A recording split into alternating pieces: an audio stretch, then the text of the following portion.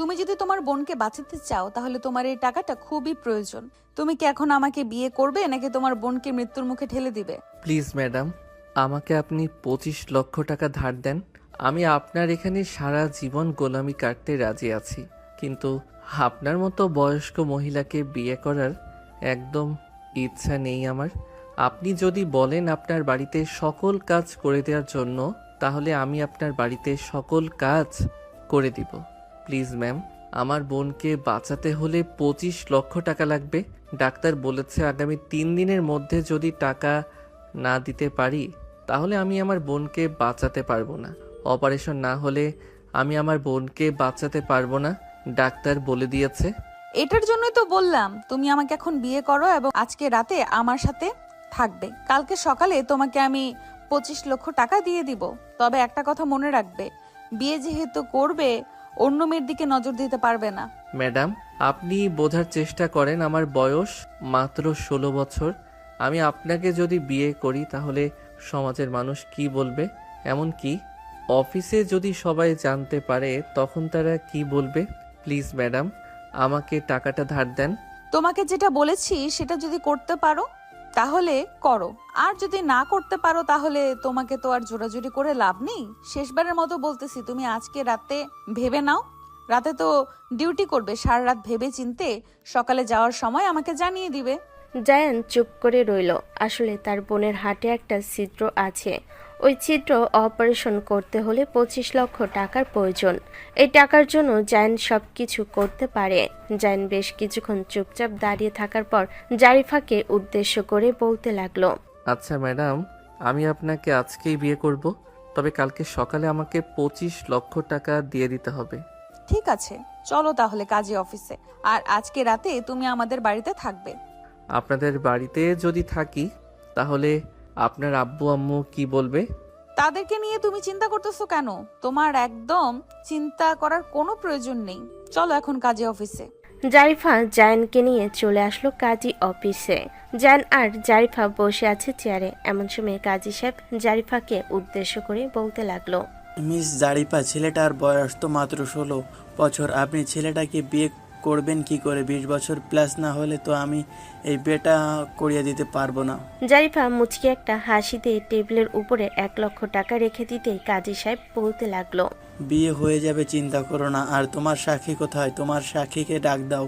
আর ছেলের সাক্ষী কোথায়? তাকেদেরও ডাক দাও। ছেলের সাক্ষী আসতে পারবে না, ছেলের সাক্ষী সবাই হসপিটালে।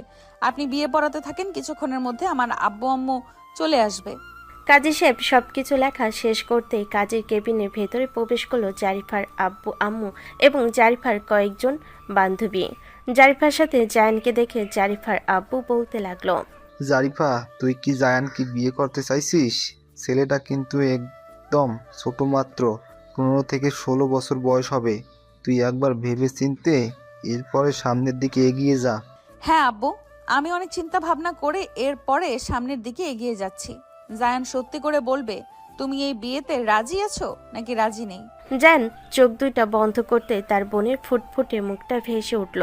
দীর্ঘ এক নিঃশ্বাস নিয়ে জায়ান জারিফাকে উদ্দেশ্য করে বলতে লাগলো, হ্যাঁ, আমি আপনাকে বিয়ে করতে রাজি আছি, আর আমি আপনার মেয়েকে বিয়ে করতে রাজি আছি। তাহলে সব কিছু ঠিকঠাক আছে। কাজী সাহেব, বিয়ে পড়ান। কাজে জায়ান আর জারিফার বিয়েটা পড়িয়ে দিল। বিয়ে পড়ানো শেষ হতে জারিফা জায়ানকে নিয়ে চলে আসলো তাদের বাসায়। জারিফার সকল কাজিন এবং বান্ধবীরা বসে আছে জারিফার রুমে। এদিকে জায়ান তাদের সবার মাঝখানে বসে আছে। এমন সময় জারিফার বান্ধবী লাইলা বলতে লাগলো, দুলা ভাই, আমার বান্ধবীর বয়স কিন্তু অনেক, সব ভেবে চিন্তে বিয়ে করছেন তো নাকি টাকার লোভে বিয়ে করছেন? আপনাদের মতো ছেলেদের তো আবার টাকার লোভ। কথাটা শেষ করে লাইলা হেসে দিল। এদিকে জায়ান মাথাটা নিচু করে চোখটা বন্ধ করে দীর্ঘ একটা নিঃশ্বাস নিয়ে লাইলাকে উদ্দেশ্য করে বলতে লাগলো, আপনার যদি মনে হয় আমি আপনার বান্ধবীর এই সব টাকা দেখে বিয়ে করেছি তাহলে ধরে নেন আমি এটাই করেছি। সো এখন আপনাদের আড্ডা দেওয়া যদি শেষ হয়ে থাকে তাহলে আমাকে একটু একা থাকতে দেন। আমি একটু একা থাকতে চাই। জায়ানের কথা শুনে সবাই চলে গেল নিচে। এদিকে জায়ান দরজাটা হালকা চাপিয়ে দিয়ে শার্টের 2-3টা বোতাম খুলে ফ্যানের হাওয়া খেতে লাগলো আর মনে মনে বলতে লাগলো, সব সময় সব পরিস্থিতিতে মানিয়ে নিতে হয়, যাই হোক, ওরা যেহেতু বলেই দিয়েছে টাকার লোভে বিয়ে করেছি আমি, তাহলে এটাই মনে করি আমি। জায়ান মনে মনে এসব কথাবার্তা বলতেছে এমন সময় রুমের ভিতর প্রবেশ করলো জারিফা। জায়ানের বুকের দিকে তাকিয়ে দেখে হালকা হালকা পশম উঠতেছে। এটা দেখে জারিফা আস্তে আস্তে করে চলে আসলো জায়ানের কাছে। জায়ানের বুকে হাত রাখতে জায়ান চোখ খুলে তাড়াতাড়ি করে কিছুটা দূরে সরে গেল আর বলতে লাগলো, আপনি ঘরের ভিতরে এসেছেন, একবার ডাক দিবেন না আমাকে? আর আপনি এটা কি করতে চাচ্ছিলেন? আমার বুকে হাত দিচ্ছিলেন কেন? তোমার ওই ছোট্ট ছোট্ট পশম এবং বুক আমার খুব ভালো লেগেছে, তাই আমি তোমার বুকে হাত দিতে চেয়েছিলাম, কিন্তু তুমি তো সরে গেলে, আর এখন তো আমার অধিকার আছে, তাই আমি হাত দিতেই পারি। হ্যাঁ, অধিকার তো আছে। জায়ান আরো কিছু বলতে যাবে এমন সময় তার পকেটে থাকা ফোনটা বেজে উঠল। পকেট থেকে ফোনটা বের করে হাতে নিতেই দেখতে পেল তার আম্মু কল দিয়েছে। কলটা রিসিভ করতেই ওপাশ থেকে তার আম্মু বলতে লাগলো, জান বাবা, তুই কোথায় আছিস? হাসপাতালে একটু আসতে পারবি? তোর বোন তোকে দেখতে চাইতেছে। 25 লক্ষ টাকা তো আর জোগাড় করতে পারবো না আমরা। তোর বোন তোর কাছে থাকতে চাইতেছে। আম্মু, 25 লক্ষ টাকা জোগাড় হয়ে গেছে, কালকে সকালে আমি নিয়ে আসবো। আর এখন তো সন্ধ্যা হয়ে এসেছে, আমি অফিসে এখনও কাজ করতেছি, আজকে সারা রাত কাজ করতে হবে। কালকে সকাল 10টার মধ্যে আমি 25 লক্ষ টাকা নিয়ে হাসপাতালে হাজির হব। তুমি ডাক্তারকে বলে দিও সব কিছু রেডি করতে। তুই এত টাকা কোথায় থেকে জোগাড় করলি? যেখানে আমরা আমাদের বাড়ি ঘর বিক্রি করেও 25 লক্ষ টাকা জোগাড় করতে পারি নাই, সেখানে তুই ছোট্ট মানুষে 25 লক্ষ টাকা কিভাবে জোগাড় করলি? এত কিছু জানার দরকার নেই তোমাদের, এখন ফোন রাখলাম, কাজ করতেছি, কালকে সকালে আমি হাসপাতালে আসব। এই বলে জায়ান কলটা কেটে দিয়ে সামনের দিকে তাকাতে দেখতে পেল জারিফা শাড়ি পরে দাঁড়িয়ে আছে। কালো একটা শাড়ি পরেছে, সাথে ম্যাচিং করা সবকিছু। জায়ান জারিফার দিকে হাঁ করে তাকিয়ে আছে। এটা দেখে জারিফা জায়ানকে উদ্দেশ্য করে বলতে লাগলো, কি ব্যাপার জায়ান, এভাবে তাকিয়ে কি দেখতেছো? কি আর দেখব, আপনাকে দেখতেছি। আপনার বয়স বেশি হলেও আপনাকে কালো শাড়িতে অনেক সুন্দর লাগতেছে, সাথে ম্যাচিং করা সবকিছু বেশ ভালোই মানিয়েছে। তবে কপালে যদি কালো একটা টিপ থাকতো তাহলে আরো বেশি সুন্দর দেখাতো। জারিফা আয়নার দিকে ভালোভাবে তাকিয়ে দেখে সত্যি যদি কপালে একটা কালো টিপ থাকতো তাহলে আরো বেশি সুন্দর দেখাতো। জারিফা ডয়ের ভিতর থেকে একটা কালো টিপ নিয়ে পরে নিল কপালে। বেশ কিছুক্ষণ এইভাবে যাওয়ার পর জারিফা জায়নের সামনে দাঁড়িয়ে বলতে লাগলো, এখন সবকিছু ঠিকঠাক আছে তো? আর কোনো কিছু কোথাও দিতে হবে নাকি? না, আর কোনো কিছুর প্রয়োজন নেই, এতেই চলবে। এই বলে জায়ান খাট থেকে উঠে চলে আসলো জারিফার কাছে। জায়ান তার ডান হাতটা জারিফার পেটে বুলাতে লাগলো। এইদিকে জারিফা চোখ বন্ধ করে জায়ানের স্পর্শ অনুভব করতেছে। জায়ান সেই জারিফার ঠোঁটে কিস করতে যাবে এমন সময় হঠাৎ করে জারিফা জায়ানকে ধাক্কা দিয়ে বিছানায় ফেলে দিয়ে নিজে কিছুটা স্বাভাবিক হয়ে বলতে লাগলো, খুব বেশি কাছে চলে এসেছিলে। যাই হোক, কি খাবে বলো, তোমার জন্য কি নিয়ে আসবো? শত হলেও তুমি আমার পিচ্চি জামাই। জায়ান জারিফাকে কোনো উত্তর দিতেছে না। এটা দেখে জারিফা আস্তে আস্তে চলে আসলো জায়ানের কাছে। জায়ানের গালে টিপ দিয়ে ধরে বলতে লাগলো, এই যে মিস্টার জায়ান, কি খাবেন সেটা বলেন। অনেকক্ষণ হয়েছে এখানে বসে আছেন, আপনার জন্য কি নিয়ে আসবো? কিছুই আনার প্রয়োজন নেই, আপনি এখানে থাকেন। আপনার ওই গোলাপি ঠোঁট জোড়া আমাকে খুব কাছে টানতেছে, একটু দিবেন কি ওই গোলাপি ঠোঁট জোড়ার স্বাদ নিতে? এখন এসব কোনো কিছুই হবে না, চুপচাপ এখানে বসে থাকো, আমি এখন নিচে গেলাম।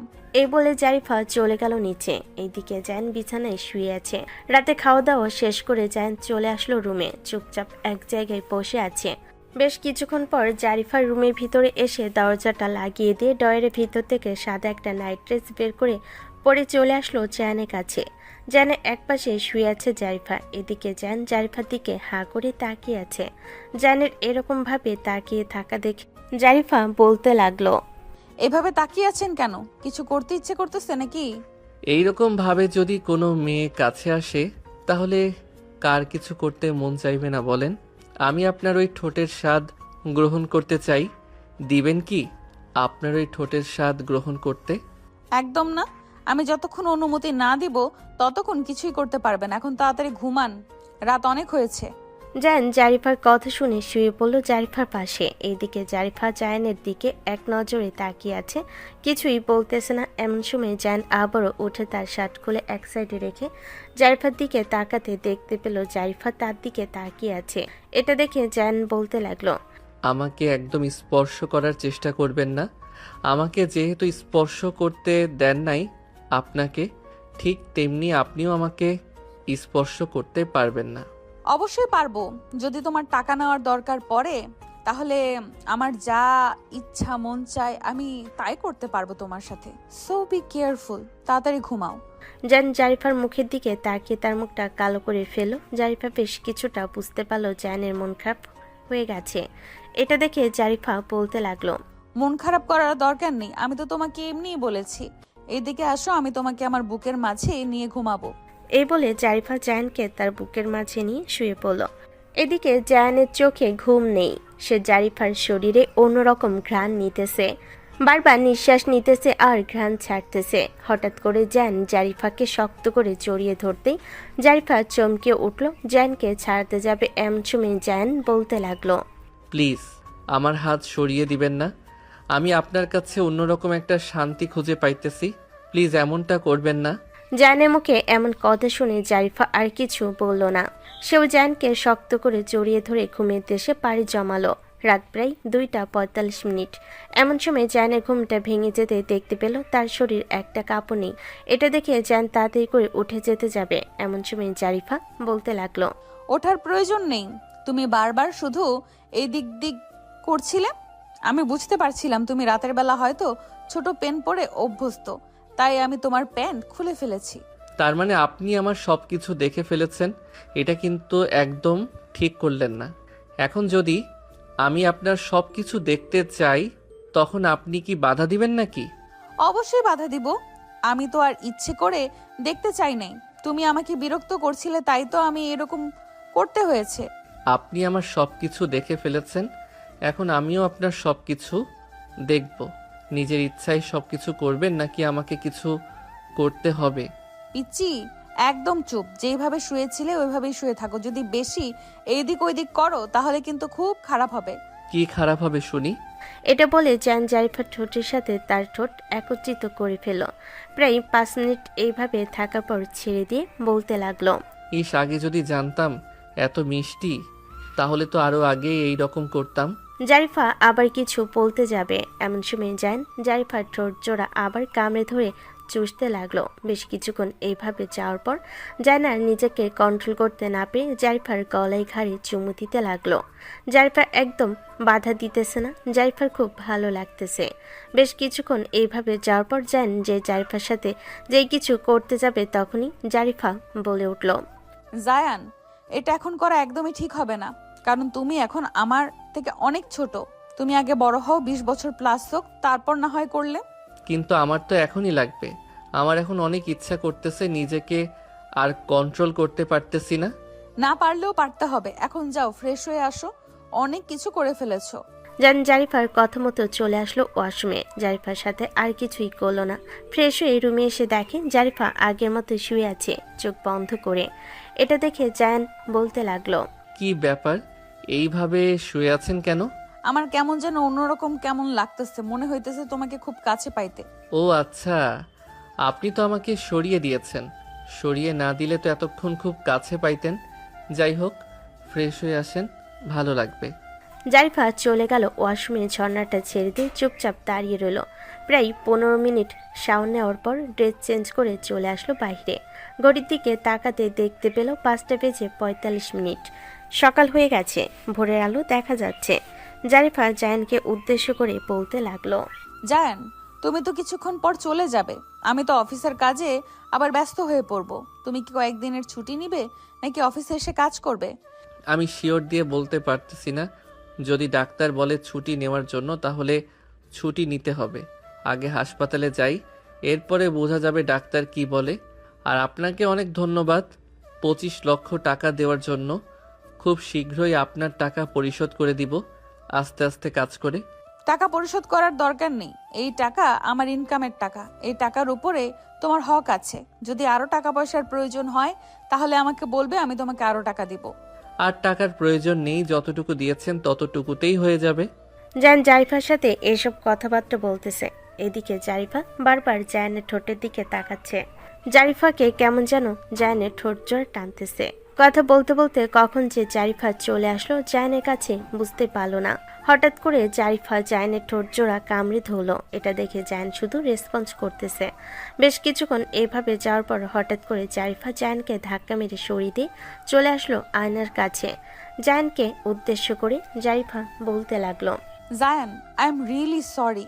আসলে তুমি এত ছোট, তারপরও আমি তোমার সাথে এমন করেছি, আর তোমাকে জোর করে বিয়ে করার জন্য আই এম রিয়েলি সরি। আমি তোমার জীবনটা শেষ করে দিয়েছি। জারিফার কথা শুনে জায়ান চুপ হয়ে রইল। বেশ কিছুক্ষণ এইভাবে চুপ হয়ে থাকার পর জায়ান জারিফাকে উদ্দেশ্য করে বলতে লাগলো, দেখেন, যেটা হওয়ার হয়ে গেছে। এখন এটা নিয়ে আর চিন্তা করে একদম মাথা নষ্ট করবেন না। আল্লাহ হয়তো চাইছে এরকমটা, তাই হয়েছে। অযথা চিন্তা করে মাথা ব্যথা করার দরকার নেই। আমাকে বের হয়ে যেতে হবে। এখন রাস্তাঘাটে অনেক জ্যাম থাকে, বুঝতেই তো পারতেছেন। এখন বের হওয়ার দরকার নেই, আমি তোমাকে হসপিটালে দিয়ে আসবো। এতগুলো টাকা তুমি নিতে পারবে না। যদি কেউ দেখে তাহলে টাকাগুলো চুরি করে নিয়ে যাবে। আমাদের গাড়ি আছে, আমি অফিসে যাওয়ার আগে তোমাকে হসপিটালে পৌঁছে দিয়ে যাব। আচ্ছা, তাহলে আর একটু ঘুমিয়ে নেই। দুইজন চলেন, মাত্র তো 6:15 বাজে। জায়ানের কথা শুনে দুজন আবার চলে আসলো বিছানায়। একে অপরকে জড়িয়ে ধরে ঘুমের দেশে পাড়ি জমালো। সকাল 9:45 দুজনে ঘুম ভেঙে যেতেই দুজন ফ্রেশ হয়ে চলে আসলো নিচে। জারিফার আম্মু জারিফাকে উদ্দেশ্য করে বলতে লাগলো, জারিফা, জামাই বাবাকে নিয়ে টেবিলে বস। আমি খাবার রান্না করেছি অনেক। খাওয়া দাওয়া করে এরপরে না হয় অফিসে যাবে।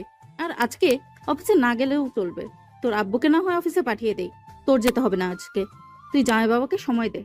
আম্মু, অফিসে না গেলেও আজকে একটা কাজ আছে, ওই কাজটা করতে হবে। জায়ান, খাবার টেবিলে বসো, খাওয়া দাওয়া করে এরপরে না হয় একসাথে যাব। জারিফা আর জায়ান দুজন একসাথে খাবার টেবিলে বসে খাওয়া দাওয়া শেষ করে কিছুক্ষণ রেস্ট নিয়ে চলে আসলো গাড়িতে। জারিফা ড্রাইভিং করতেছে আর জায়ান বারবার জারিফার দিকে তাকাচ্ছে আর মনে মনে বলতেছে, বয়স বেশি হলে কি হবে, দেখতে কিন্তু মাশাল্লাহ পরীর চাইতেও কম না। কিন্তু আমি আব্বু আম্মুকে কিভাবে বোঝাবো যে টাকার জন্য আমি তাকে বিয়ে করেছি? যদি বিয়ে না করতাম তাহলে 25 লক্ষ টাকা আমি পাইতাম না। জায়ান এসব কথা চিন্তা ভাবনা করতেছে। এইদিকে জারিফা জায়ানের চিন্তা ভাবনা বুঝতে পেরে বলতে লাগলো, এখন তো আর পরিচয় করানোর দরকার নেই। তোমার বোন আগে সুস্থ হোক, এরপরে তোমরা বাড়িতে যাও। তখন সময় করে না হয় একদিন আমাকে নিয়ে যেও। আমি তোমার আব্বু আম্মুকে এবং তোমার বোনকে বুঝিয়ে বলবো। বুঝিয়ে বললে তারা অবশ্যই মানবে। হ্যাঁ, মানবে, কিন্তু আপনাকে নিয়ে আমার টেনশন হয়। আপনার বয়স তো অনেক বেশি। আব্বু আম্মু যদি আপনাকে আবার অনেক কিছু বলে, তখন আমার তো খারাপ লাগবে। শত হলেও এখন আপনি আমার বউ। সমস্যা নেই, খারাপ লাগলে লাগবে। তুমি এত চিন্তা করো কেন আমার জন্য?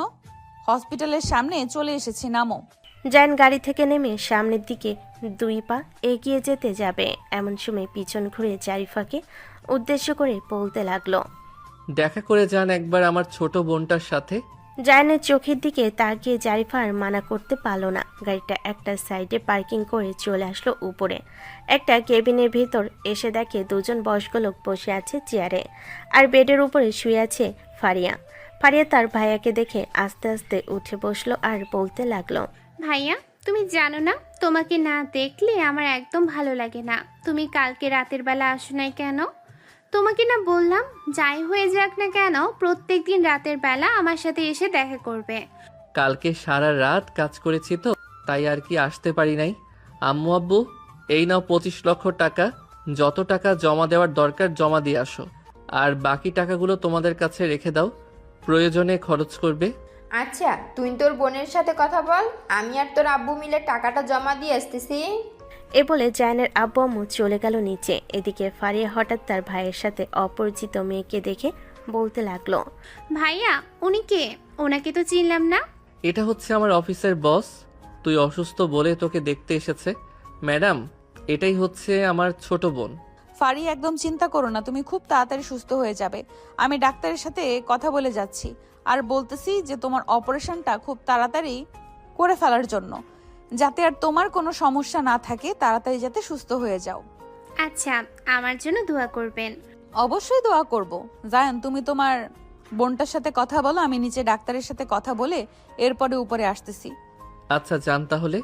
জারিফা চলে গেল নিচে। এদিকে ফারিয়া তার ভাইকে উদ্দেশ্য করে বলতে লাগলো, ভাইয়া, আমার কাছে কিছু লুকাচ্ছ না তো?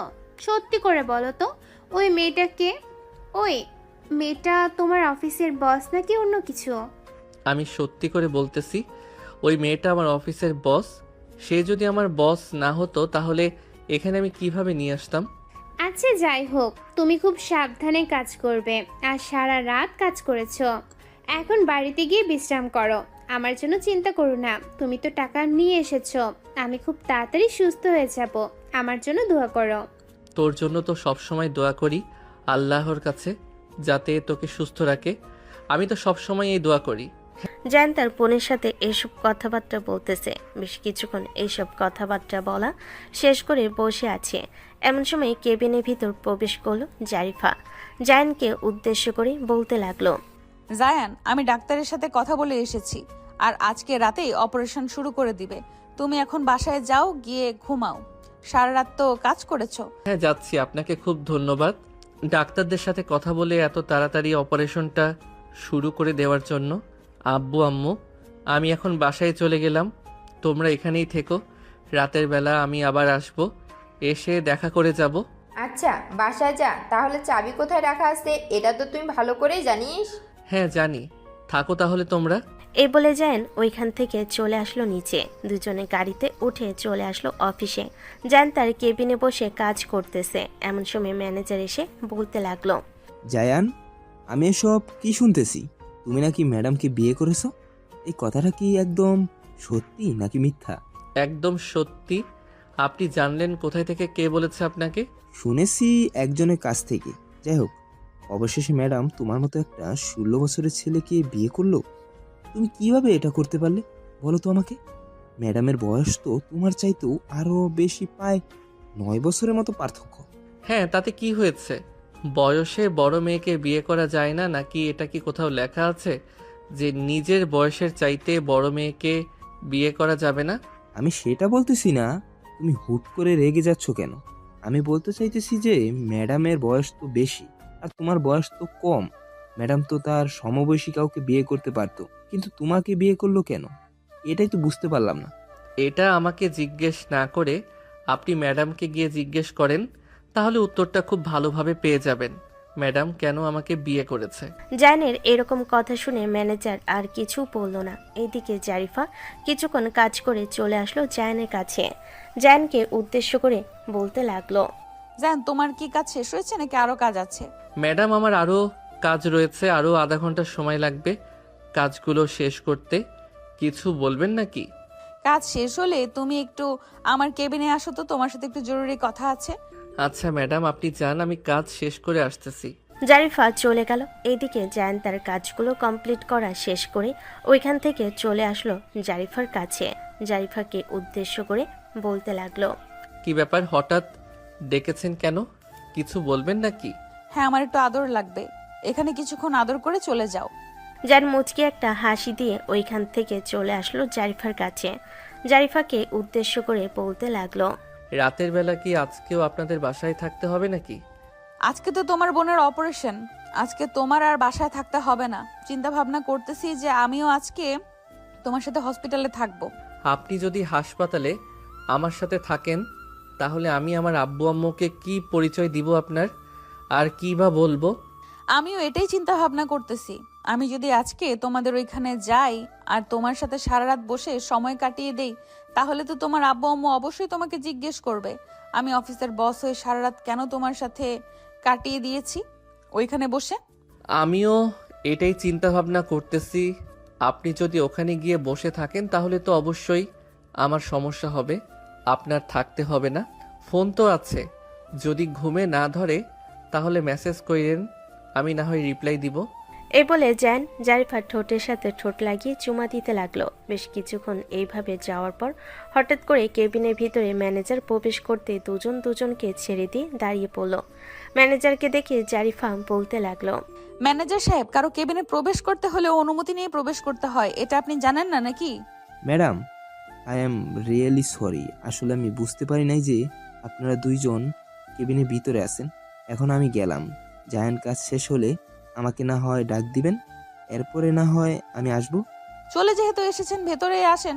আর কিসের জন্য এসেছেন এটা বলেন। আসলে ম্যাডাম, গত কিছুদিন আগে কয়েকটা মাল আমরা চয়েস করেছিলাম। চায়না থেকে ওই মালগুলো আজকে চট্টগ্রাম বন্দরে এসে পড়েছে। কিছুক্ষণ আগে মেসেজ এসেছে। এখন কি আমি গিয়ে নিয়ে আসবো, নাকি ওইখানে আমাদের গাড়ি আছে, ওই গাড়িগুলো এখানে এসে দিয়ে যাবে? আমাদের গাড়ি সব মালপত্র এখানে এনে দিয়ে যাবে। ওইখানে যাওয়ার কোনো দরকার নেই। আপনি এখন যেতে পারেন। আর আজকে কতগুলো মাল তৈরি হয়েছে ওই একটা লিস্ট আমাকে এনে দেন। জারিফার কথা শুনে ম্যানেজার ওইখান থেকে চলে গেল। এদিকে জায়ান জারিফাকে উদ্দেশ্য করে বলতে লাগলো, জারিফা, তুমি ওনার সাথে এই রকম ব্যবহার না করলেও পারতে। ম্যানেজার স্যার তো তোমার চাইতেও বড়। বড় হয়েছে তো কি হয়েছে, রোমান্টিক মুহূর্তে এরকম ভাবে এন্ট্রি নিবে এটা কখনোই মেনে নিব না। মুডটাই নষ্ট হয়ে গেছে। জারিফা এসব কথাবার্তা বলতেছে। জারিফার কথা শেষ হতে জায়ান চট করে জারিফার ঠোঁট জোড়া কামড়ে ধরল। জারিফা জায়ানকে টান মেরে তার কোলে বসিয়ে লিপ কিস করতে লাগলো পাগলের মতো। কয়েক মিনিট এইভাবে যাওয়ার পর জায়ান জারিফাকে ছেড়ে দিয়ে বলতে লাগলো, অনেক হয়ে গেছে, আর একটু করলে পরে আবার সমস্যা হয়ে যাবে। তখন আবার আমি নিজেকে কন্ট্রোল করতে পারবো না। আমি তো বলি নাই তুমি আমাকে কন্ট্রোল করো। তোমার যা ইচ্ছা তাই করতে থাকো। তোমার এরকম স্পর্শ আমার খুব ভালো লাগতেছে জায়ান। আমি তোমার কাছ থেকে এরকম স্পর্শ চাই। কিন্তু আপনি তো নিজেই বলেন আমি এখনো অনেক ছোট, তাহলে আমি কিভাবে আপনাকে এই রকম আরো গভীরভাবে স্পর্শ করব? হ্যাঁ, তুমি এখনো ছোট, এটার জন্যই তো তোমার সাথে এতটা গভীরে যাই না। কিন্তু আমার যে তোমাকে খুব কাছে পেতে ইচ্ছে করে, আমি তোমাকে খুব কাছে পেতে চাই। জারিফা এসব কথাবার্তা বলতেছে এমন সময় কেবিনের ভিতর প্রবেশ করলো একজন কর্মচারী। হুট করে প্রবেশ করাতে তাদের দিকে তাকাতেই অবাক হয়ে গেল। জান জারিফার কোলে বসে আছে। এটা দেখে তাড়াতাড়ি করে মাথা নিচু করে ফেললো কর্মচারীটা। কর্মচারীকে দেখে জান তাড়াতাড়ি করে নেমে গেল আর ওইখান থেকে চলে আসলো। এদিকে জারিফা বলতে লাগলো, কি ব্যাপার, এখানে এসেছেন কেন? কিছু বলবেন নাকি? হুট করে কারো কেবিনে প্রবেশ করা যায় না, এটা কি আপনারা জানেন না নাকি? সরি ম্যাডাম, আপনারা এইভাবে আছেন আমি যদি আগে জানতাম তাহলে কখনোই আসতাম না। কিন্তু জায়ান আপনার কোলে বসেছিল কেন? সে তো এই অফিসের একজন সাধারণ কর্মচারী। আপনি তো তার সাথে এরকমটা কিভাবে করলেন? যেটা আপনি বোঝেন না সেটা আর বোঝার দরকার নেই। আপনি যেই কাজের জন্য এসেছেন সেটা বলেন। আপনার মুখ থেকে এত কথা জানতে চাই নাই। আসলে ম্যাডাম, 6 নম্বর মেশিনটা নষ্ট হয়ে গেছে। ম্যানেজারকে বলেছিলাম, ম্যানেজার বলেছে যে আপনাকে এসে বলার জন্য। উনি নাকি মালপত্র গুনাগুনি করতেছে, তাই আর কি আমি চলে এসেছি আপনাকে বলার জন্য। আমাকে বলার কি আছে? ভেতরে তো ইলেকট্রিক্যাল মেকানিক ওরা সবাই আছে, ওদেরকে গিয়ে বলেন, ওরা ঠিক করে দেবে। আমি কি ঠিকঠাক করব নাকি? সরি ম্যাডাম, তাদেরকেও বলেছিলাম, তারা অনেক চেষ্টা করেছে। তারা বলেছে যে এই মেশিন একেবারে ড্যামেজ হয়ে গেছে, আর চলবে না। ও আচ্ছা, তাহলে আমি একটা মেশিন আনার ব্যবস্থা করতেছি। আপনি এখন যান। আর এইখানে কি ঘটেছে এটা যাতে অন্য কেউ না জানে। যেটা আপনি দেখেছেন সেটা আপনার মধ্যেই রাখবেন।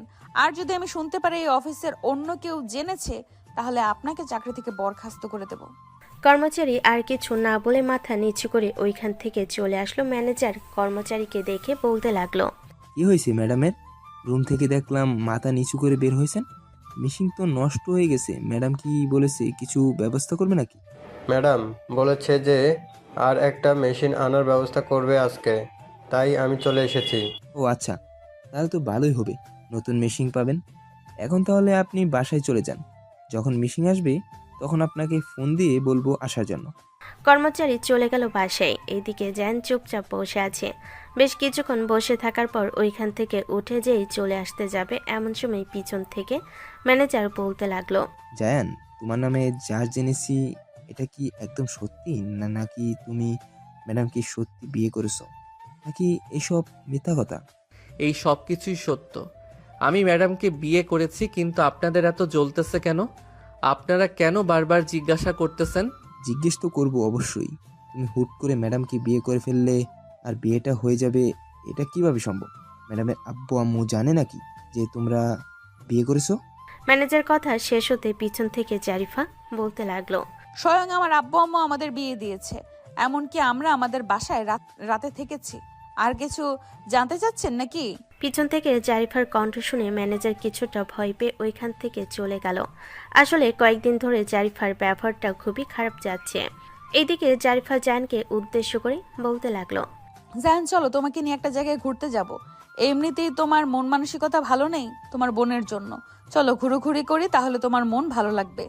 জায়ান আর কিছু না বলে জারিফার সাথে ওইখান থেকে চলে আসলো নিচে। দুজন গাড়িতে উঠে বসে আছে। জারিফা এক হাতে ড্রাইভ করতেছে, আরেক হাত জায়ানের হাতের সাথে ধরে রেখেছে। এমন সময় জায়ান বলতে লাগলো, আপনি এখন থেকে সবার সাথে ভালো ব্যবহার করবেন, এই রকম খারাপ ব্যবহার করবেন না। এই রকম খারাপ ব্যবহার আমার একদম পছন্দ না। যদি ভালো ব্যবহার না করতে পারেন তাহলে কারোর সাথে কথা বলবেন না, অন্তত কারোর সাথে তো আর খারাপ ব্যবহার করতে পারবেন না। আমি তো খারাপ ব্যবহার করতে চাই না, কিন্তু তারাই সব কাজের মধ্যে এসে বাধা দেয়। 2 বার বাধা দিয়েছে। আমি তো বেশ ভালোইভাবেই ছিলাম তোমার সাথে। ওইটা অফিস, তারা যেতেই পারে যে কোনো সময় আপনার কেবিনে, তাই বলে আপনি এইভাবে ব্যবহার করবেন? দেখে ফেলেছে তো দেখে ফেলেছে, আর সবাই তো জানবে যে আমাদের বিয়ে হয়েছে। হ্যাঁ, সবাই জানবে, কিন্তু আমি চাই না যে আমার কারণে তোমার অসম্মান হোক। আমি তো তোমাকে জোর করে বিয়ে করেছি, সো অসম্মান তোমাকে করবে, আমাকে না। জোর করে বিয়ে করেন নাই, আমি তো টাকার কারণে আপনাকে বিয়ে করেছি। তবে বিয়ে যেহেতু হয়ে গেছে, দুজনকে একসাথে থাকতেই হবে, আলাদা হওয়া যাবে না। এটা তো অবশ্যই থাকতে হবে, সারা জীবনই সাথে থাকবো। আমার কথা মতো চলবে তুমি। আমি তো সব সময় আপনার কথা মতোই, যদি জাস্ট এতটুকুই আবদার করলাম, আর কারো সাথে এরকম খারাপ ব্যবহার করবেন না। জায়ান এইসব কথাবার্তা বলতেছে। বেশ কিছুক্ষণ এইসব কথাবার্তা বলা শেষ করে দুজন চলে আসলো একটা পার্কে। ঘোরাঘুরি করা শেষ হতে জায়ান বলতে লাগলো, সন্ধ্যা তো হয়ে এসেছে, আমি এখন হাসপাতালে চলে যাই। আপনিও একবার অফিসে গিয়ে ম্যানেজারের সাথে কথা বলে এরপরে না হয় বাসায় চলে যান। ফোন দিয়ে কথা বলে নিব।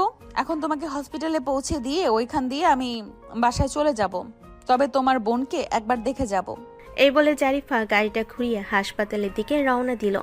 বেশ কিছুক্ষণ পর চলে আসলো হাসপাতালে। গাড়ি থেকে নামতে যাবে এমন সময় জারিফা জায়ানের হাত ধরে টান মেরে জায়ানকে তার কাছে নিয়ে আসলো। হালকাভাবে ঠোঁট জোড়া স্পর্শ করে বলতে লাগলো, এই 2 দিনে তোমার প্রতি ভালোবাসা আমার অনেক জমে আছে।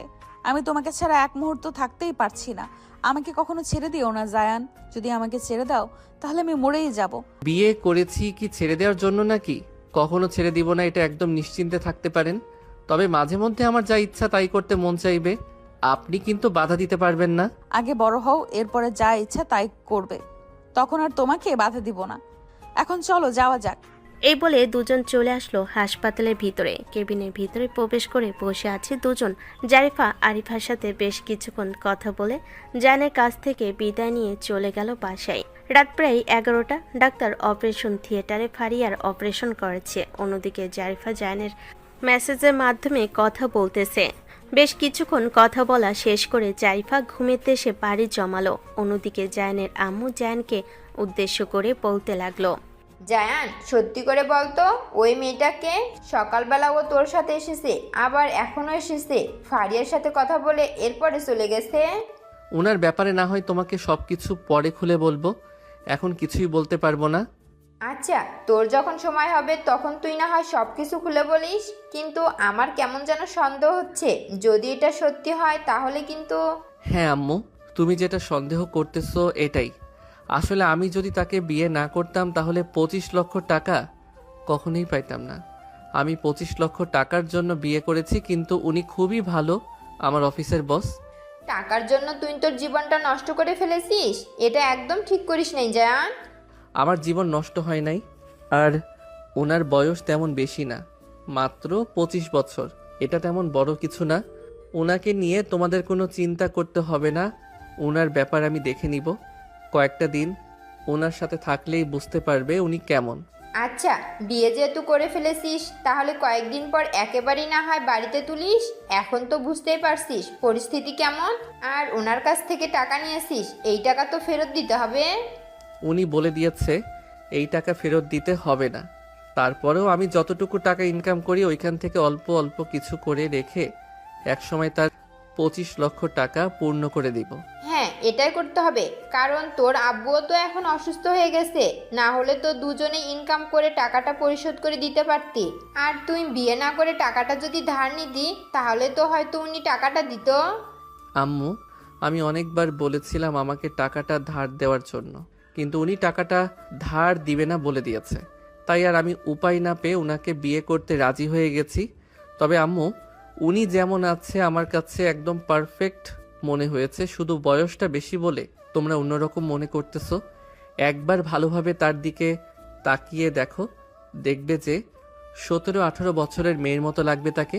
আচ্ছা, যাই হোক, যেটা হয়ে গেছে সেটা তো হয়ে গেছে, এটা নিয়ে আর চিন্তা করার একদম দরকার নেই।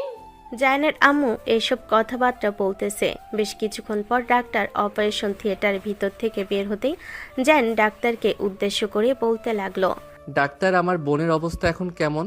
সে সুস্থ হয়ে যাবে তো? হ্যাঁ, তোমার বোন সুস্থ হয়ে যাবে। অপারেশন সাকসেসফুল হয়েছে। আমি কিছু ওষুধ লিখে দিচ্ছি, এগুলো নিয়মিত খাওয়াবেন। আর হসপিটালে 2 থেকে 3 দিন রাখতে হবে। এই 2-3 দিন রাখলে আমি এই 2-3 দিন চেক আপ করে দেখব। যদি ভালো হয় তাহলে তো রিলিজ করে দেব, আর যদি ভালো না হয় তাহলে আরও কয়েকদিন রাখতে হবে। আচ্ছা, হাসপাতালে না হয় 3 দিন থাকবে। আপনি একটু ভালোভাবে দেখেন এই 2-3 দিন। ডাক্তার আরও কিছুক্ষণ কথাবার্তা বলে ওইখান থেকে চলে গেল। এদিকে জায়ান বসে আছে। বেশ কিছুক্ষণ বসে থাকার পর বলতে লাগলো, আম্মু, তুমি ঘুমাতে চলে যাও। আমি সকাল পর্যন্ত এখানে আছি। সকালে অফিসে চলে যাব, ততক্ষণ তুমি ঘুমিয়ে নাও। আর ফারিয়াকে মনে হয় আরও পরে থেকে বের করবে। বের করুক, ফারিয়াকে রেখে এরপরে আমি ঘুমাতে যাব? তোর আব্বু তো এখন ঘুমাচ্ছে, উনি ঘুমাক, ফারিয়াকে বের করে আনুক, এরপরে আমি ঘুমাবো। তুমিও গিয়ে ঘুমিয়ে পড়। জায়ানের আম্মু এটা বলতে জায়ান ওইখান থেকে চলে গেল একটা কেবিনে। সিট ফাঁকা পেয়ে ঘুমিয়ে পড়ল। পরের দিন ঘুম থেকে উঠে বসে আছে, এমন সময় তার ফোনটা বেজে উঠল। তাকিয়ে দেখে জারিফা কল দিয়েছে। কলটা রিসিভ করতে ওপাশ থেকে জারিফা বলতে লাগলো, জায়ান, তুমি এখন কোথায় আছো? হাসপাতালে নাকি অফিসে চলে গেছো? এখনো হাসপাতালে আছি, বেশ কিছুক্ষণ পর বের হব। আর আপনি চাইলে হাসপাতালে আসতে পারেন। আম্মু সব কিছু জেনে গেছে, এমনকি আমি সব কিছু বলে দিয়েছি। ও আচ্ছা, আমি কিছুক্ষণের মধ্যে হসপিটালে আসছি। মাত্র বের হয়েছি বাড়ি থেকে, ফোন রাখলাম তাহলে এখন।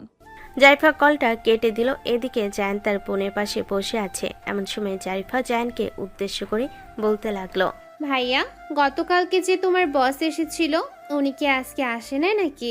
হ্যাঁ, আসতেছে, কিছুক্ষণের মধ্যেই চলে আসবে। আর তুই ওনার কথা জিজ্ঞেস করতেছিস কেন? ওনার সাথে মনে হয় ভালো মিশে গেছিস, তাই না? সত্যি বলতে ভাইয়া, উনি খুবই ভালো। আমাকে ওনার নিজের হাতে খাইয়ে দিয়েছে ভাইয়া। ম্যাডাম এইরকমই সবাইকে ভালোবাসে। কিছুক্ষণের মধ্যেই দেখবি চলে আসবে। কিরে জায়ান, তুই সত্যিটা বলে দিতেছিস না কেন? সত্যিটা বলে দিলেই তো সমস্যার সমাধান হয়ে যায়। আম্মু, তুমি কোন সত্যি কথা বলার কথা বলতেছ? ভাইয়া, তুমি কি আমার কাছ থেকে কোনো কিছু লুকাচ্ছ? আসলে ফারিয়া ওইটা আমার অফিসের বস হলেও উনি হচ্ছে আমার বউ। গত পরশুদিন ওনাকে আমি বিয়ে করেছি। তবে কেন করেছি এটা জিজ্ঞেস করিস না। আর ওনার বয়সটা একটু বেশি হলেও উনি কিন্তু একদম পারফেক্ট আছে আমার জন্য। জায়ানের কথা শেষ হতে জারিফা কেবিনের ভিতর প্রবেশ করতে করতে বলতে লাগলো, আমাকে নিয়ে কি কথা হচ্ছে তিনজনের মধ্যে? আমি শুনি কি কথা বলতেছেন আপনারা। জায়ান পিছনে ফিরতেই দেখতে পেল জারিফা অনেক ফল আর খাবার নিয়ে এসেছে। টেবিলের উপরে সবকিছু রেখে ফারিয়ার পাশে বসে পড়তে ফারিয়া বলতে লাগলো, ভাবি, আপনিও একবার আমাকে বললেন না যে আপনি ভাইয়াকে বিয়ে করেছেন? ভাইয়া তো সবকিছু লুকিয়ে রাখতো যদি আম্মু আমাকে কিছু না বলতো। জায়ান তো আমাকেও কিছু বলতে চাইছিল না, আমি পরে অনেক জোরাজুরির পর তার পেটের ভিতর থেকে সত্যি কথা বের করতে পারছি। ও আচ্ছা ভাইয়া, তুমিও তাহলে আমাদের সাথে মিথ্যে কথা বলতেছো না? যাও, যত পারো মিথ্যে কথা বলো। এখন তো আমার ভাবি চলে এসেছে, তোমার সাথে আর কোনো কথাই বলবো না। আমি আমার ভাবির সাথে সারাদিন কথা বলবো, তাই না ভাবি? হ্যাঁ ফারিয়া, আগে তুমি সুস্থ হও, এরপরে সারাদিন কথাবার্তা বলতে পারবে। জায়ান, তুমি এক কাজ করো, একটু অফিসে গিয়ে ম্যানেজারের কেবল গত পরশু দিনের যে মালগুলো রেডি করা হয়েছে সেই মালগুলো ভালোভাবে স্টক করে রাখতে আর পরিষ্কার করে রাখতে বলবে, যাতে কোনো ময়লা না থাকে। দুপুরের দিকে ক্লায়েন্ট আসবে, ওই জিনিসগুলো নিয়ে যাবে। আচ্ছা আপনি এখানে থাকেন, তাহলে আমি অফিস থেকে ঘুরে আসি। আর যদি কাজ থাকে তাহলে আমি অফিসে বসে কাজ করব। আপনাকে না হয় ফোন দিয়ে জানিয়ে দিব। এখন তাহলে আমি গেলাম। এ বলে জায়ান ওইখান থেকে চলে আসলো অফিসে। অন্যদিকে জারিফা, ফারিয়া এবং জায়ানের আম্মুকে উদ্দেশ্য করে বলতে লাগলো, আম্মু এবং ফারিয়া, তোমাদের দুজনকে সত্যি করে বলতেছে, আসলে জায়ানের প্রতি আমার বিন্দুমাত্র লোভ ছিল না। জায়ান খুবই ভালো একটা ছেলে। আমি জায়ানের মতো একটা ছেলে খুঁজি করছিলাম বিয়ে করার জন্য, যার মধ্যে লোভ লালসা কিছুই থাকবে না। আমি দেখেছি ফারিয়া, তোমাকে বাঁচানোর জন্য সে আমার সকল কাজ করে দিবে বলেছিল, রাত দিন খাটাখাটনি করে। কিন্তু আমি বলেছিলাম যে আমাকে বিয়ে করলে আমি তাকে 25 লক্ষ টাকা দিব। আমি জানি আমার বয়সটা একটু বেশি, তারপরেও যদি আপনাদের আমাকে পছন্দ না হয় তাহলে আমাকে জানিয়ে দিবেন, আমি জোর জবরদস্তি করব না। এতদিন যেহেতু একা ছিলাম, সামনেও একা থাকতে পারবো। আরে না ভাবি, আসলে ভাইয়া খুবই ভালো, নিজের ভাই হিসেবে বলতেছি না।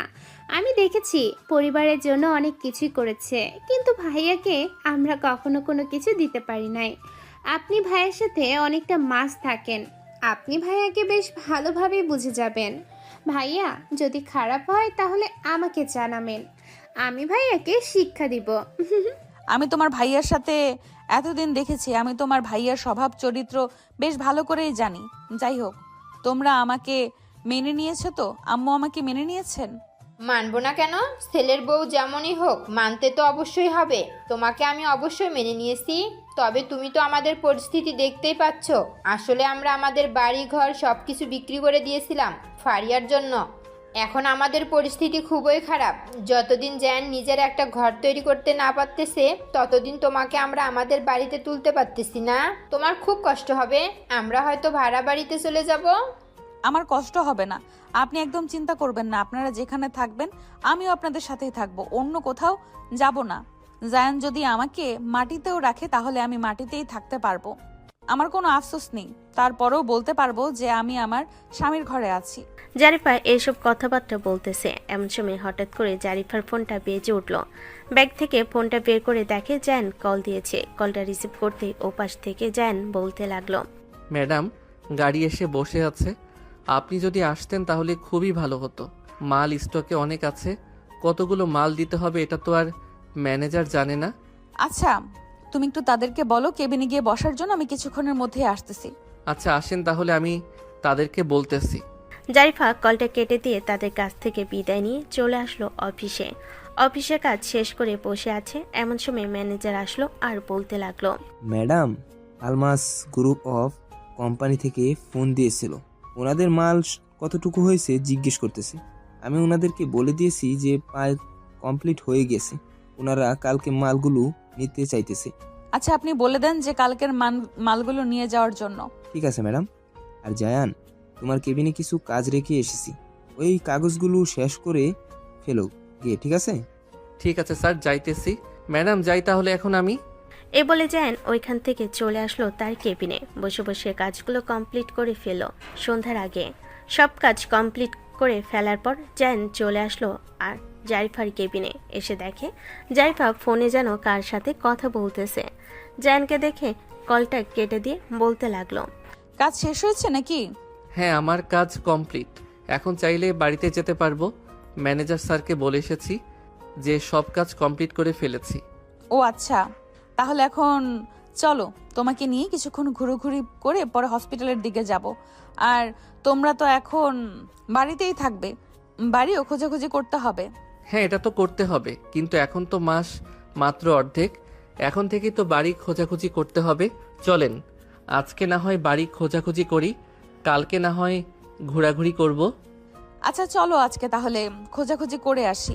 এই বলে জারিফা জায়ানকে নিয়ে রুমে খোঁজাখুঁজি করার জন্য বিভিন্ন জায়গায় যেতে লাগলো। কয়টা রুম পছন্দ হলো জারিফার, কিন্তু ভাড়া বেশি যাওয়াতে সেইগুলোতে মত দেয় নাই।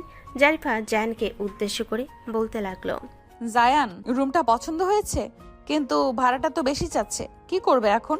আমিও সেটাই চিন্তা ভাবনা করতেছি, কিন্তু একটা তো ব্যবস্থা করতে হবে। ব্যবস্থা না করলে তো পরে আবার অসুবিধা হয়ে যাবে। আচ্ছা চলো তো আমার সাথে, আমাদের আর একটা বাড়ি আছে, ওই বাড়িটা খালি আছে নাকি ভাড়া দিয়ে দিয়েছে দেখে আসি।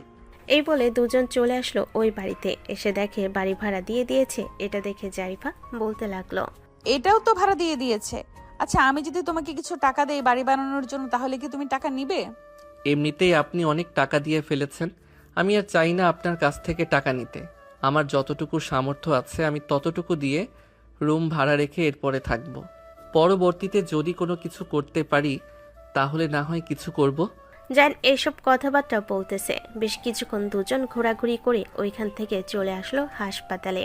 সবাই একসাথে খাওয়া দাওয়া করে বসে আছে। এমন সময় জায়ানের আম্মু বলতে লাগলো, জারিফা, তুমি বাসায় চলে যাও, এটা হাসপাতাল, এখানে তোমার থাকার দরকার নেই, আমরা এখানে থাকতে পারবো। জায়ান, তুই যদি এখানে থাকতে চাস তাহলে থাকতে পারিস, আর না হলে বৌমার সাথে তাদের বাসায় চলে যা। আর 2-3টা দিন এখানে থাকতে হবে, এরপরে না হয় একটা কিছু ব্যবস্থা করা যাবে। তোর আব্বু তো বলতেছে গ্রামে চলে যাবে। দেখো, যেটা ভালো হয় সেটাই করো, তবে আমাদের তো এখানে থাকতে হবে, কারণ আমি তো এখানে চাকরি করি, গ্রামে তো আর কোনো কিছু করতে পারবো না। হ্যাঁ, দেখি তোর আব্বু কি বলে, গ্রামে চলে যাবে নাকি এখানেই থাকবে। এখানে থাকলে কোনো কিছু একটা ব্যবস্থা করতে হবে, ব্যবস্থা করে এরপরে থাকা যাবে। জায়ানের আম্মু এসব কথাবার্তা বলতেছে। এদিকে জারিফা বসে আছে। বেশ কিছুক্ষণ বসে থাকার পর ওইখান থেকে চলে আসলো নিচে। গাড়িটা নিয়ে তাদের বাড়ির উদ্দেশ্যে রওনা দিল। সাথে জায়ানও আছে। দুজন একসাথে বাড়িতে যাইতেছে। এমন সময় জায়ান বলতে লাগলো, আপনাদের বাড়িতে আমি খালি হাতে চলে যাই, কোনো কিছুই নিতে পারি না, আপনার আব্বু আম্মু কি মনে করবে? আমার আব্বু আম্মু কিছুই মনে করবে না, কারণ ওনারা সব কিছুই জানে। আমি ওনাদেরকে সব কিছুই বলে দিয়েছি। আর জান, আমি তোমাকে সব দিক থেকে হেল্প করব। তুমি বাড়িতে কাউকে কিছু বলবে না। আমি তোমাকে নতুন একটা বিজনেস করার জন্য সব ব্যবস্থা করে দিব। তুমি ওই বিজনেস সামলাবে, সাথে আমাদের অফিসেও কাজ করবে। আচ্ছা, যে কোনো একটা কিছু করা যাবে, আগে ফারিয়ার সুস্থ হোক, এরপরে না হয় কিছু একটা করব। এ বলে দুজন চলে আসলো বাড়িতে। দেখতে দেখতে এইভাবে বেশ কয়েকদিন কেটে গেল। বেশ কয়েকদিনের মাঝে জায়ান তার বোনকে ভাড়া বাড়িতে নিয়ে আসলো। সবাই একসাথে এখন থাকে। ফারিয়া আস্তে আস্তে সুস্থ হয়ে গেছে। এখন আগের চাইতে অনেক বেশি সুস্থ হয়েছে। রাতে খাবার টেবিলে সবাই একসাথে বসে আছে। এমন সময় জারিফা বলতে লাগলো, আব্বু, আমি চাচ্ছিলাম কি আপনাদের একটা দোকান খুলে দেওয়ার জন্য। আমার কাছে তো কিছু টাকা আছে, ওই টাকা দিয়ে আমি একটা আপনাকে দোকান খুলে দিব। ওই দোকানে আপনি এবং জায়ান দুইজন দেখাশোনা করবেন, মাঝে মধ্যে আমিও যাব দোকানে। বৌমা, তুমি তো আমাদেরকে অনেক টাকা দিয়ে ফেলেছো, এখন আর তোমার কাছ থেকে টাকা নিতে চাই না। জায়ান যতটুকু ইনকাম করে ওই ইনকাম থেকে আমি অল্প অল্প কিছু টাকা জমিয়ে একটা রিক্সা কিনবো। এই বয়সে আর রিক্সা চালানোর দরকার নেই। আমি যেটা বলতেছি সেটাই হবে। আপনাদেরকে আমি সব কিছু ব্যবস্থা করে দিব। তারপরেও কেন আপনি এরকম করবেন? আব্বু, আমাকে কি আপনার ছেলের বউ মনে হয় না নাকি? না মানলে বলতে পারেন। বৌমা, এমন কথা বলো কেন? তুমি একটা মেয়ে মানুষ, তোমারও তো টাকার প্রয়োজন, তাই না? জায়ান একা সব কিছু সামলাচ্ছে, আমারও কিছু একটা করতে হবে। যদি কিছু না করি তাহলে তো সে একা ছোট একটা মানুষ পুরো পরিবারটা সামলাতে পারবে না। এটার জন্যই তো বললাম আমি আপনাকে একটা দোকানের ব্যবস্থা করে দিতেছি। আপনি ওই দোকানে থাকবেন এবং ব্যবসা করবেন, সাথে আমরাও আছি আপনার পাশে। আমিও দেখি অনলাইনে একটা ব্যবসা শুরু করব। আপনি আর না করবেন না? এখন তো ফারিয়া সুস্থ হয়ে গেছে, ফারিয়াও আমার সাথে সাহায্য করবে। ফারিয়া করবে না সাহায্য? করব না কেন ভাবি, অবশ্যই করব। আপনি আমাকে সুস্থ করেছেন আপনার টাকা দিয়ে, এখন যদি আপনাকে সাহায্য না করি তাহলে কেমন দেখায় না? আপনাকে সাহায্য করে আস্তে আস্তে আমরা সবাই মিলে আপনার টাকা পরিশোধ করে দিব। তোমরা সবাই বারবার কেন টাকার কথা বলছো? আমি কি একবারও বলেছি যে আমার টাকা লাগবে? আমি এখানে অনেক সুখী আছি, ডাল ভাত খেয়েও মানুষ সুখে থাকে। আমিও ঠিক ওইভাবেই সুখে আছি। জায়ান, তুমি কিছু বলতেছো না কেন? তুমি ওদেরকে মানা করো যে আমার টাকা পয়সার কোনো দরকার নেই। আব্বু, ফারিয়া আর আম্মু, তোমরা কেউ আর টাকার কথা বলবে না। টাকার কথা শুনলে জারিফার মন খারাপ হয়। আর সে টাকা দিয়েছে তো কি হয়েছে, সে তো আমাকে বিয়ে করেছে। ধরো আমি যদি এখন বিদেশ যাইতাম, যদি সে আমার বউ থাকতো, তাহলে সে তো পুরো টাকাটাই দিত, যদি তার পক্ষে সম্ভব থাকতো, তাই না? ধরে নাও আমি বিদেশে গিয়ে সে পুরো টাকা দিয়েছে, সো এই টাকার কোনো হিসাব করবে না তোমরা। আচ্ছা বৌমা, আজকের পর থেকে আর টাকার কথা বলবো না। এখন খাওয়া দাওয়া শেষ করো।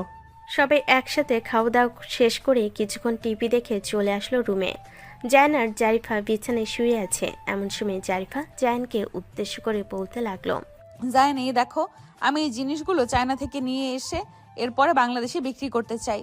এই জিনিসগুলো খুব ভাইরাল, এমনকি সবাই নিতেছে। আমি যদি এই জিনিসপত্র নিয়ে আসি এবং আব্বুকে যদি এই জুতোর দোকান বা পোশাকের দোকান খুলে দেই, তাহলে আব্বু খুব ভালো দামে বিক্রি করতে পারবে। এই দেখো, প্রত্যেকটা জুতোর দাম $2। এই $2 বাংলাদেশি টাকায় হচ্ছে 250 থেকে 280 টাকা। আবার ভালো মানের জুতো আরেকটু দাম বেশি, যেগুলো জুতো খুব ভালো হবে এবং টেকসই হবে, ওই জুতোগুলো আমি আনবো, যাতে কোনো কাস্টমার ব্যাড রিভিউ না পায়। আচ্ছা, তাহলে তুমি এই দিকটা সামলাও, আমি ওই দিকটা সামলে নিচ্ছি। আরেকটা আবদার করব, আবদারটা রাখবে? হ্যাঁ বলো, কি আবদার? আমি তোমার সকল আবদার রাখবো। আমি বাবা হতে চাই। আশা করি বাকিটা তুমি বুঝতেই পারছো। হ্যাঁ, আমি বুঝতে পারছি, কিন্তু আগে পরিস্থিতি ঠিক করি, এরপরে না হয় তোমার ওই স্বপ্ন আমি পূরণ করে দেব, প্রমিস করতেছি। তুমি তো ঘরবাড়ির পরিস্থিতি দেখতে পাচ্ছ, আমাদের চলতে খুব কষ্ট হচ্ছে। আমার কাছে টাকা আছে, তুমি তো বলেছো এই টাকা খরচ না করার জন্য, তাই আমি খরচ করতেছি না, কষ্ট করে চলতেছি আমরা। আর কয়েকটা মাস অপেক্ষা করো, আমি তো তোমার কাছেই আছি, আমি কোথাও চলে যাচ্ছি না। আচ্ছা, তুমি যেহেতু বলতেছো, তাহলে আমি আর কয়েকটা মাস অপেক্ষা করি। তবে আমাদের পরিস্থিতি যদি আবারও স্বাভাবিক হয়, তাহলে যে কোনো সময় যদি করতে চাই, তাহলে করতে দিবে তো? হ্যাঁ, আমি প্রমিস করতেছি, আমাদের বিজনেস এবং আব্বুর দোকান যদি ভালোভাবে সচল করে 6টা মাস, তাহলে আমি প্রমিস করতেছি 6 মাসের মাথায় আমি আমার সব কিছু তোমাকে দিয়ে দিব।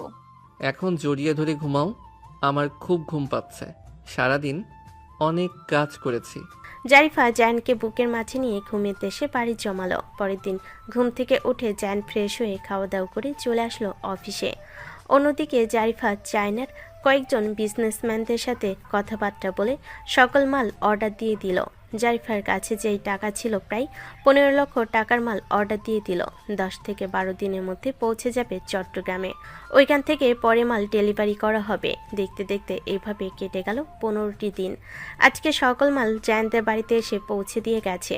জারিফা বাড়িতে বসে অনলাইনে যে মালগুলো বিক্রি করবে, ওই মালগুলো তার রুমে রেখে জুতা এবং অন্যান্য ড্রেস নিয়ে চলে আসলো দোকানে। দোকানটা আগের থেকে রেডি করা ছিল, অনেক বড় দোকান নেওয়া হয়েছে। সবাই একসাথে মিলে সাজাচ্ছে। জারিফা তার মনের মতো করে পুরো দোকানটা সাজিয়ে ফেলেছে।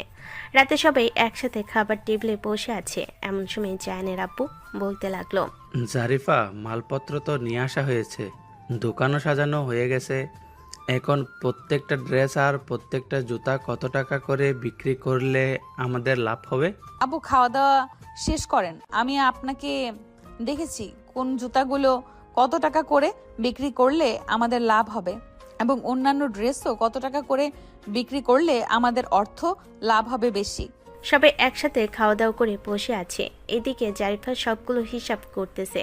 সবকিছু হিসাব করার পর বলতে লাগলো, আব্বু, এই দেখেন, এই জুতাগুলো আপনি 600 থেকে 700 টাকা বিক্রি করলে আমাদের লাভ হবে। আপনি সর্বোচ্চ দাম চাইতে পারেন, এখন এটা আপনার ইচ্ছা, কত দাম চাইবেন এটা আপনি ভালো করেই জানেন।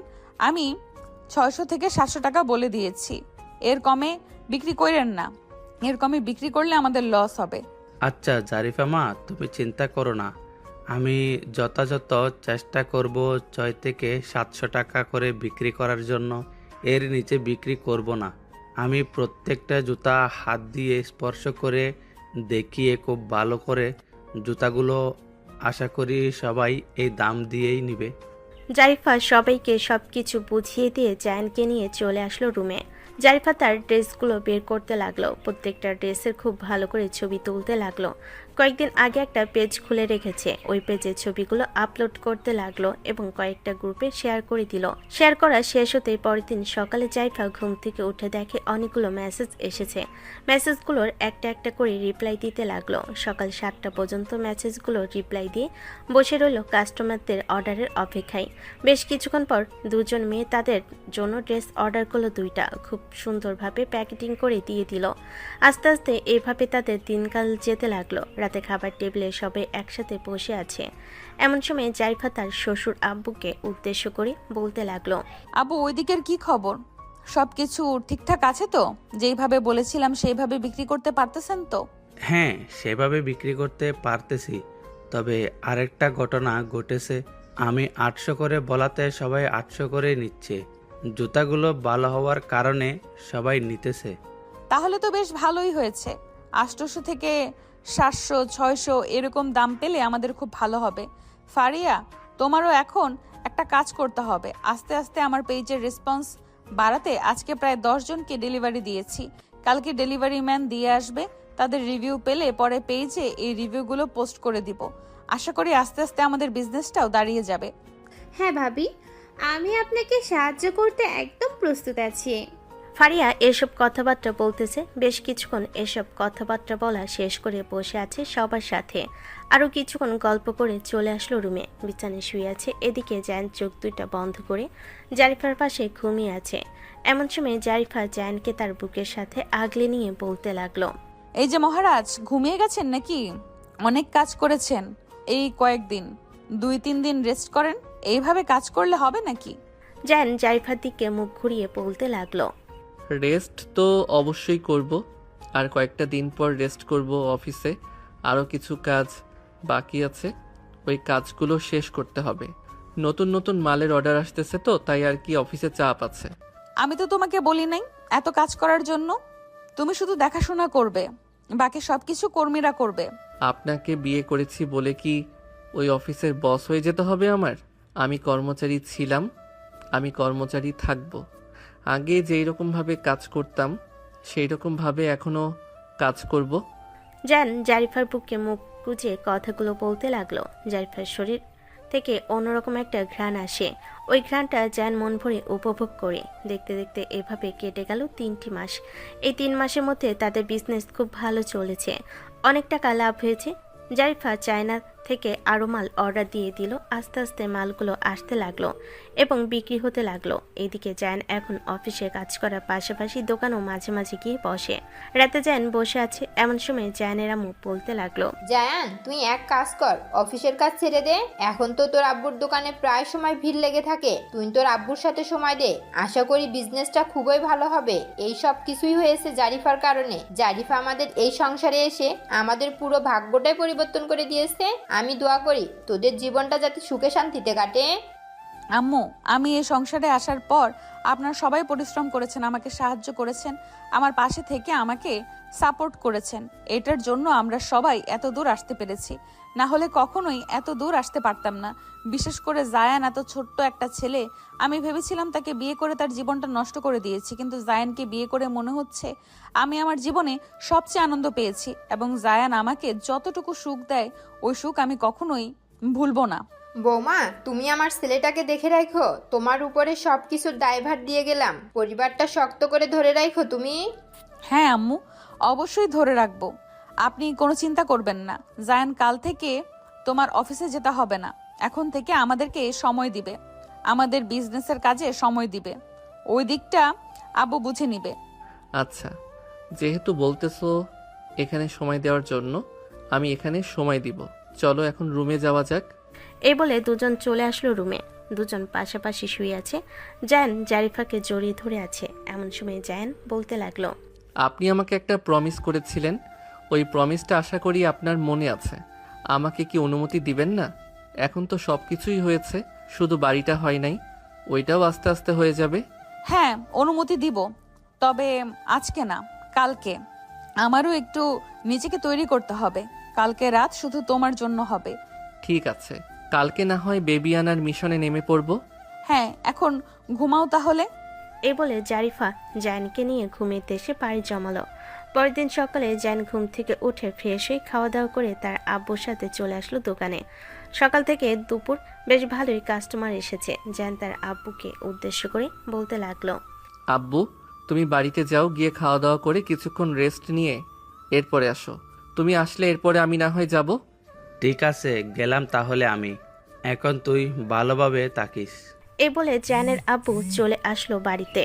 ফ্রেশ হয়ে খাওয়া দাওয়া করে রেস্ট নিয়ে চলে আসলো দোকানে। বিকেলের দিকে জায়ান বাড়িতে আসতেই রুমের ভিতরে প্রবেশ করে দেখে জারিফা আয়নার দিকে তাকিয়ে মিটমিট করে হাসতেছে। জারিফাকে এভাবে মিটমিট করে হাসতে দেখে জায়ান আস্তে করে পিছন থেকে জড়িয়ে ধরে বলতে লাগলো, কি হয়েছে, এইভাবে মিটমিট করে হাসতেছেন কেন? আজকে রাতে কি হবে ওইটা নিয়ে চিন্তা করতেছেন নাকি? হ্যাঁ, ওই বিষয় নিয়ে চিন্তা করছিলাম। আমার এই পিচ্চি বরটা আমার সাথে আজকে রাতে কি করবে কি করবে না এইসব নিয়েই চিন্তা করতেছি। যাও এখন গিয়ে ফ্রেশ হয়ে আসো, আমি তোমার জন্য খাবার নিয়ে আসতেছি। এ বলে জারিফা চলে আসলো নিচে। অন্যদিকে জায়ান চলে আসলো তার ওয়াশরুমে। ফ্রেশ হয়ে বাইরে এসে বসে আছে। বেশ কিছুক্ষণ পর জারিফা খাবার নিয়ে আসতেই দুজন খাওয়া দাওয়া শেষ করে ফেল। সন্ধ্যার দিকে জায়ান আবারও চলে আসলো দোকানে। এসে দেখে তার আব্বু বসে আছে। রাত 9টা অবধি তার আব্বুর সাথে সময় দিয়ে দুজন চলে আসলো বাড়িতে। রাতে খাওয়া দাওয়া শেষ করে কিছুক্ষণ গল্প করে জায়ান আর জারিফা চলে আসলো রুমের ভিতরে। জায়ান বিছানায় বসে আছে। এদিকে জারিফা তার ড্রেস চেঞ্জ করে জায়ানের সামনে গিয়ে দাঁড়াতে জায়ান হাঁ করে তাকিয়ে রইল জারিফার দিকে। 1-2 মিনিট এইভাবে তাকিয়ে থেকে বিছানা থেকে উঠে চলে আসলো জারিফার কাছে। জারিফার ঠোঁটের সাথে ঠোঁট লাগিয়ে 5 মিনিট এভাবে কিস করার পর জায়ান জারিফাকে কোলে করে চলে আসলো বিছানায়। জায়ান জারিফাকে বিছানায় শুয়ে দিয়ে আস্তে আস্তে জারিফা পুরো শরীরে কিস করতে লাগলো। বেশ কিছুক্ষণ কিস করার পর জারিফা বলতে লাগলো, অনেক তো হয়েছে, এবার শুরু করো। আর কত কিস করবে? এই তো এখন শুরু করব। চিৎকার করবে না কিন্তু। ব্যথা দিও না, তাহলে চিৎকার করব। এখন তাহলে শুরু করো। জান জারিফার সাথে পূর্ণিমার রাত উপভোগ করতে লাগলো। মানে আপনারা তো বুঝতেই পারছেন তারা কি করতেছে। বাকিটা আপনাদেরকে বললাম না। তাদের দুজনের জন্য আপনারা সবাই বেশি বেশি দোয়া করবেন, যাতে তারা সারা জীবন এইভাবে সুখে শান্তিতে কাটাতে পারে, আর তাদের মাঝে যেন সুন্দর একটা বেবি আসে। আজকের গল্পটা তাহলে এখানেই সমাপ্ত করলাম। আশা করি গল্পটা আপনাদের কাছে খুব ভালো লাগবে। সবাই ভালো থাকবেন, সুস্থ থাকবেন। ধন্যবাদ।